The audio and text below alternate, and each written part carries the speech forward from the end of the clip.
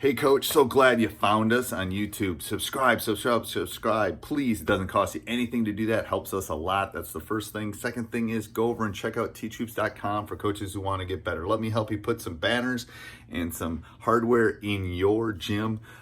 Any way that I can do that, let me help. There's office hours and one-on-one calls and my personal email address, everything you would want to become a better basketball coach. Let's go over and check it out, and let's head off to the video. So right now, we're going to go with this. This gentleman, what's your name? Isaiah. No, Isaiah. Isaiah Thompson. That was going to come out of this car. So, you're talking here. You're denying 3/4. Okay, Isaiah, here's your rule. You got to get open somewhere between this area. Foul line, extended. Sideline, baseline, lane line. We're simulating that 5-on-5. So right now, we're just working on the inbound pass. We're working on getting it denied. Now you guys can do it any way you want. I have 2 questions off this.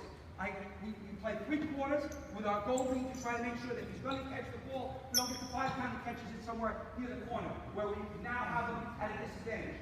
Because what are we trying to do? We're trying to force a sideline dribble, what we call a speed dribble. A speed dribble is the dribble where the player is out of control. It's the one where he says, I'm going to put my head down and beat you. That's the dribble I want to track. Okay, so he's going to come when he sees that. So that's when you're going to come. Now you only have 10 seconds, right?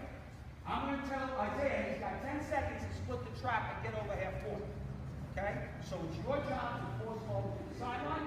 It's your job to stop him from going vertically. Now what is a good trap? Trap him. Isaiah, Thomas.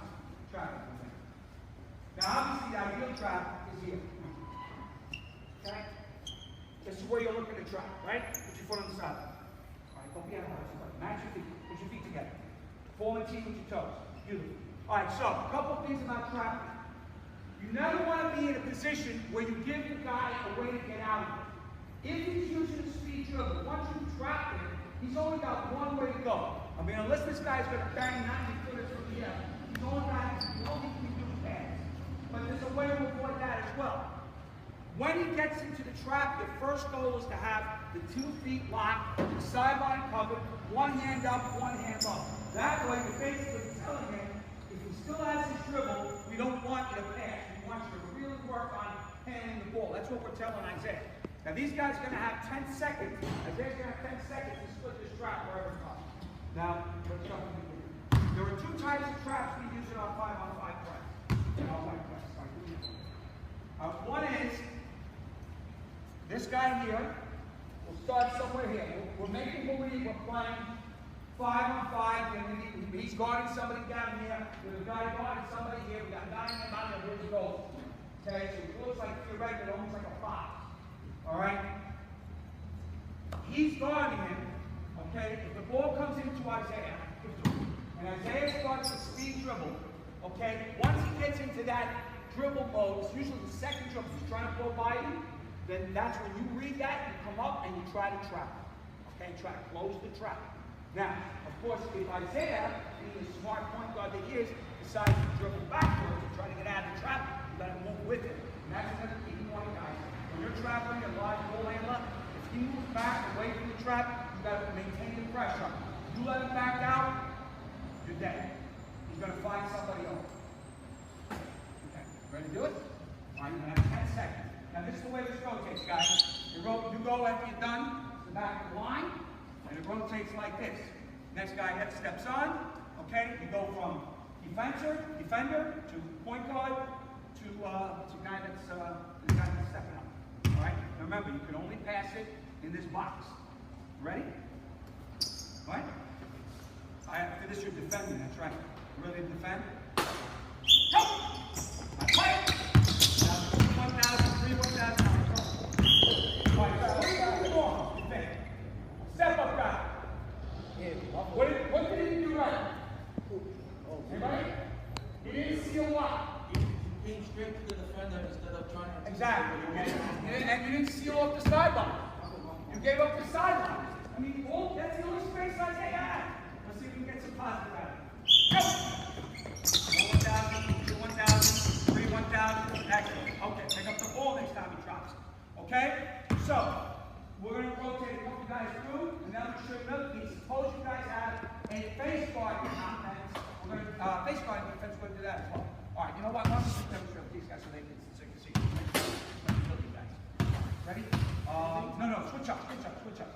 Switch up. You rotate to the end. You go, you're a step-up guy. All right, you're on defense. We got it. Oh, no, you don't want to keep guard. Okay, you're against him. Okay, and you take the ball out. Okay, so that's one way we do the drill. Now we add something else. Back. You gotta come from there. So now, we don't want Isaiah to get the ball. You want to face guard is? Right, just spread that. Okay, face guard. Let me see. All right, so now you have the same rule. You can't throw a lollipop pass to him over here. If he does, he's going to take it off. Okay? So what you're going to do is you have to work hard, Isaiah, still getting the same openings, and you're still going to try to trap him for 10 seconds. Okay? Everybody got me? All right, ready? Go! All right? Same mistake, right? Now, what the coach is pointing out, gentlemen, you have to pick the spot that you're going to. Here's a mistake that a lot of players make. One coach pointed out before. You ran right at him. You got to run to a spot ahead of him. Ahead of him. Give him at least 1 or 2 steps, and that's also a charge opportunity. Okay, the next game we're going to play, 3 points we're going to take a charge. Okay? So let's try to see if we can do that. You can't pass, you can. But you can always pass it, you can't pass it over this line here. Because look who's going to pick it off. See what I'm saying? All right, ready? Go! 1,000. All right, go! Okay. Step up, guys. You come up fast enough. You got to come up and read that pass, right? Okay? You're a free safety. What's going on, right? Ready? All right, let's try one, see if he reads it better now. Go! 1,000. 2,000. Here we go. Here we go. Here we go. Got it. Thanks. All right. So you do this. You can do that. I just want to show you one more trap out of this, which is something we tell our players. Okay, so now let's simulate what we call cut and go. All right, I want you to come here. I want you over here. I'm just going to simulate it. It's up to you whether you want to do it. I use it for game situations because they do happen. So now, let's say that, I'll go back to 3-quarter, no face guard. Let's say Isaiah catches the ball, pass over there, and you have him on the sideline. Okay, now go, wait. All right. Now, Isaiah beats you just for a split second, and you run ahead of him. Now, you run with the ball, line of the ball. No, you go back. No, make believe you're going to the guy on your side. Right? So you're going like this. You're following the ball, right? Okay? This is called cut and double. Okay? He picks a spot. If he gets beat ahead of him, where he can possibly turn it.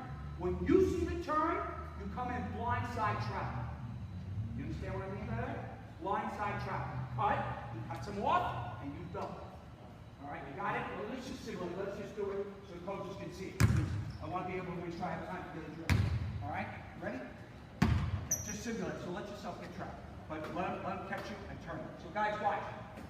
Go! All right, spin. No. You start guarding him, he starts to beat you. And then you cut him, run and cut him off. Okay? Again. Guard him, go. Now, be him. That's called cut and go. All right? We do that. We tell our players off the ball, if we ever get in a situation where a guy gets beat, we do cut and go. All right? So basically what we're looking for in this drill is this. We're looking to get a 5 count. We're looking to work on a face guard and press. And we're doing it one-on-one. We also want to give you guys a chance to find out where you can stick guys in your press. And if you guys just have a 1, 2, 3, 4, 4 zone press, you know, like the spot that Thompson was playing over there, might be a good spot for him. He's got a good beat, he's a step-up guy to be able to come and trap somebody that's in this big drill. Obviously, we still got to follow the basic rules, but this is the one piece. Now, how do you build this up to 5-on-5? It's pretty simple. Then the inbound is set on the floor, okay? And then what you teach is what I just did there. You try to trap on the sideline, okay? And you try to go back to the ball, okay? And then you force the guy that's got the ball on this side, in this case, Thompson, see if you can force the trap on this side. Then you add one piece and another. Eventually, your rotations in any kind of press, usually something involves something like if the trap is there and the pass is going to be thrown there, this guy rotates to the field, this guy got back. Never worry about non-vertical passes. Always worry about vertical penetrating passes. Thanks for watching, Coach. Make sure you go over and check out teachhoops.com for coaches who want to get better. Make sure you subscribe so you get notified every time we come back on. But you will not be disappointed with teachhoops.com. 14-day free trial. Let's go check it out. Have a great day.